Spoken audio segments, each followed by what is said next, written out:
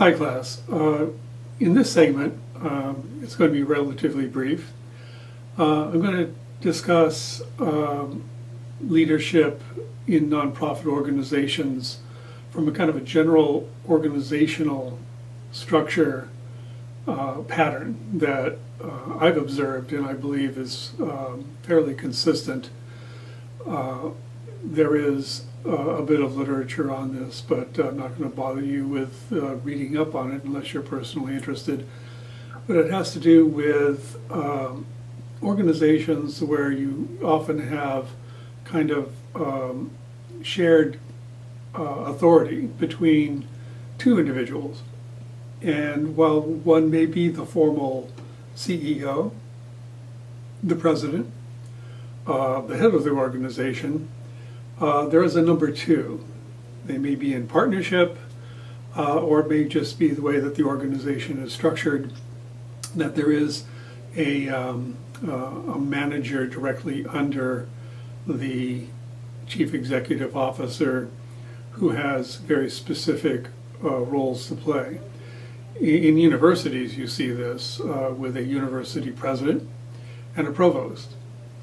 So if you extend that to nonprofit organizations, what you get, and I'm putting this rather simply, maybe oversimpling, is that the one role, that of the head, is the face of the organization.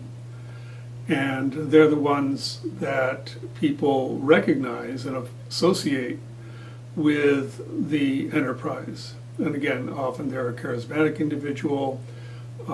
They're very good at relating to other people. They're extroverted. They can make the case and in many cases, sell the program to donors, to other funders, and the like. So you see this type, again, often at the head, but the number two person has a very different role, and it's rare.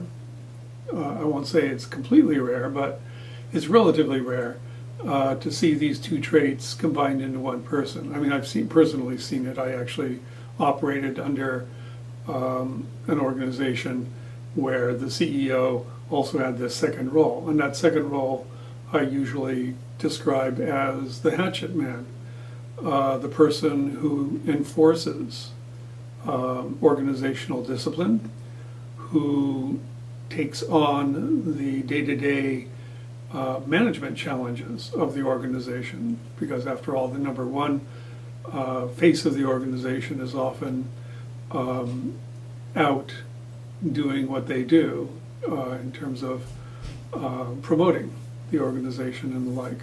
So it's that number two person that in fact gets a lot of things done and who often determines the fate of those within the organization.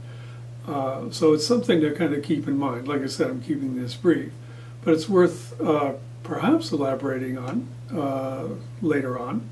You may take this up as a theme and consider it, the face and the hatchet man, and how so many organizations, nonprofit organizations, are not immune from this, have those two roles embedded within them. And very often they're effective organizations because of that kind of, call it a division of labor. We'll see where this discussion takes us, but something to consider. I'd be interested to see if you have anything to add to it, maybe from personal experience. Again, feel free to chime in. Thanks a lot.